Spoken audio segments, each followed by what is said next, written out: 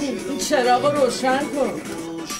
این چراغ که روشن میکنی قیافه همون نه قشنگ زیباتر میشه داریم. زیباتر میشه درست. پس روشنش کن دیگه.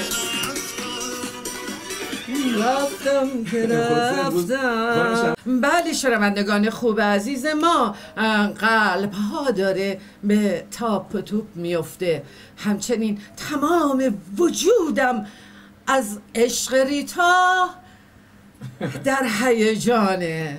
چرا؟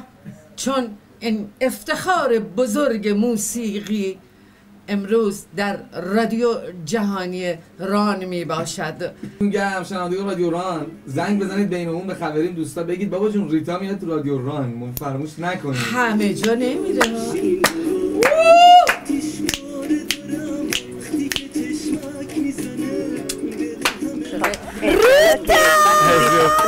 شکر خواهد אנחנו בלייב, on air. שלום לריטה, ברוכים הבאים. איזה כיף לראות אותך ואיזה כבוד. مرسی. چرا گریه میکنی؟ מתרגשים. هیجان شد. شنوندگان خوب رادیو ران، نه گیری نکنید خواهش می‌کنم. تمام وجودم داره میلرزه.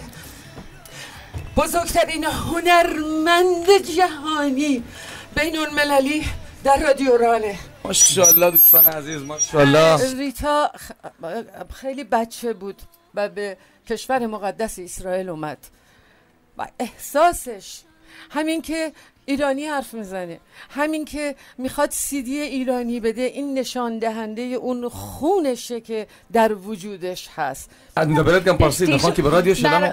بله پس که میتونین بخندین وقتی که حرف میزنم. الهی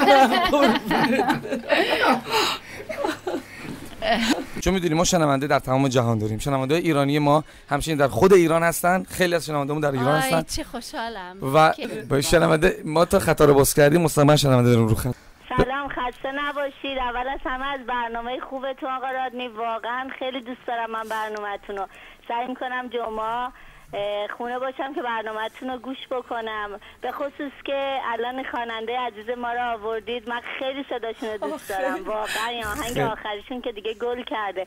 من دیشب تو فیسبوک بودم، وقتی دیدم نوشته بودید که خواننده عزیزمون ریتا خانم، انقدر خوشحال بودم که اصلا سری کارام تو فیسبوک اعلام کردیم که مرسی. شما اسمتون چیه؟ من نازنین هستم از ایران، از تهران. نازنین از تهران.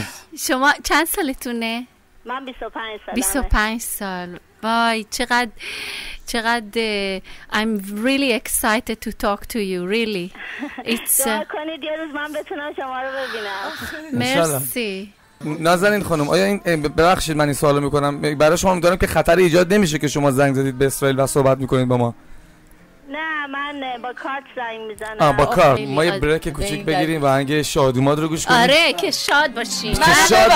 منو ببخشید.